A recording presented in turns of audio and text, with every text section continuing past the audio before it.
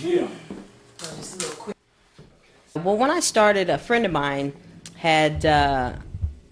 boyfriend was a DJ, Paulie Paul from Imperial Sounds, and I'm so into music because my father used to sing. He was nobody like major popular, but he used to sing around and win all the shows and everything. Him and my uncle, and I've always been into music. And then a friend of mine's boyfriend wanted to teach his girlfriend how to DJ, so she didn't want to learn. So I told him I want to learn. So back in the day when I first started DJing, that was in '84, 85. I DJ'd.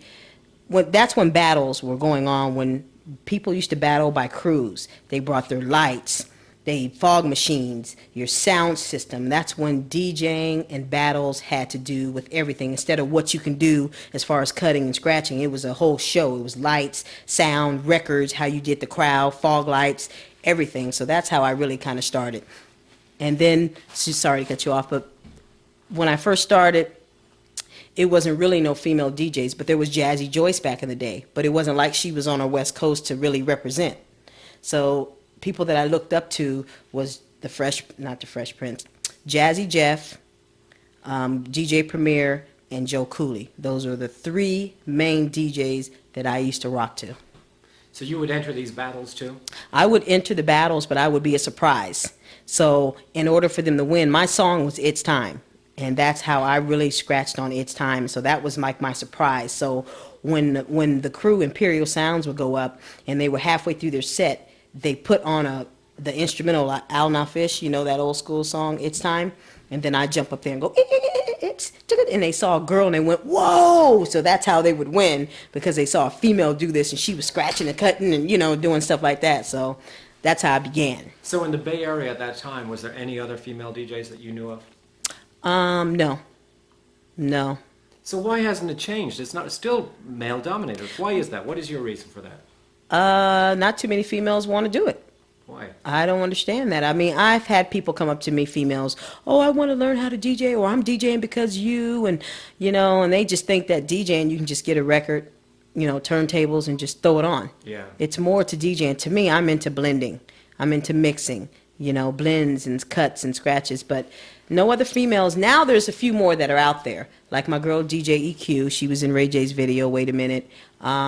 There's a female out of New York named Lady K. Mm-hmm. She's dope. Coco Chanel. Cutting Candy out of New York. Cutting Candy, yeah. I don't know her personally, but I've heard her name a few times. So I think the place you have to go to get the more dominated female DJs would be New York or LA. Yeah. Because in the Bay Area, there's no one. I mean, there's a Special K. She used to DJ for 94.9, and I did a set with her in Portland. We were flown out to Portland, Oregon, to do an all-female DJ set party, and it turned out really great because she had her style of music where she played a lot of, beats and stuff, and I just throwing everything. So what's the last battle that you ever entered? Oh my God, That's a while ago now, right? that was years ago, like '93 or something. I don't battle. You don't? No. Did you ever battle in a new music seminar Superman battle? No, I only did the. Which one was that? Did you do old school DMC one? I did the DMC one. Yeah, the old school DMC. I think that's. What year? 89? Oh no, it was past that. It was 90 something. Oh yeah. Yeah, I made it to the second round, and then after that I got blown out. You know. Now I remember back in the day you used to do a trick, and that was with your breasts. Do you still scratch with your breasts? Yes, I do. And they're more sharper now, especially when it's cold. No. And that gets a reaction from people too. I mean. Yes, I haven't done that in a while, but I think now this time on the road I'm going to do a grand finale and start doing it, cutting it with my breast again, because that's what I'm known for. I mean, I'll put them on the turntables, but taking my bra off, is my main little surprise that I like to do. Yeah. That no one else is doing right now. Right. So. And that's one thing that guys can't match. They cannot do. Yeah. When I've done that before, I did that in New York one time, and J. Rue the Damager was a DJ, was a panelist, and so was DJ Premier, and they were very impressed with me. I was a little frustrated because that's when the East Coast and West Coast was really having their problems, and I was the only one over there in the corner. Then they had the other female DJ. She was over there with all her crew, but I'm by myself. This was for the Zulu Nation. Matter of fact, yeah, this was back in '95, I believe. So, I did cool. I made it to the next round, and then once again, I got blown out, Yeah. But You also have a parallel career, is that correct? yes, I own my own catering company. Actually, I started working for that place when I was 18, and I was still DJing with the Coup, going on and off the road.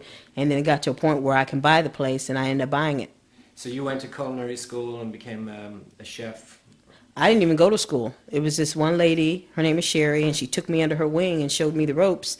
And ever since then, I've just taken over, and now I've owned the business for the past 3 years. So you cook everything? I cook Desserts, everything. Entrees? We do entrees. We don't do a lot of desserts. We used to do wedding cakes. We don't do those anymore. So I do strictly weddings.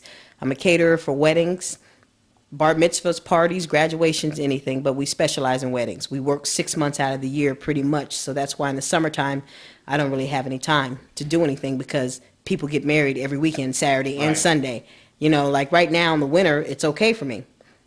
I slow down in October, November, then I'm back to business in December with Christmas parties, and I slow down again in January and February, and then March, April, May, June, July, August, September, I'm back to 7 days a week. So the Coup plans their touring schedule around the wedding season. Yes. The concept of mixing food and mixing music are very, very similar. Well, yeah, you got to use a light touch. You got to know when to come in and when not to, when to put your spices in and how much, So DJing is pretty similar. You're mixing, you're blending, I touch the food, but I don't touch it like I touch the turntables, So Yeah. it's kind of a similarity.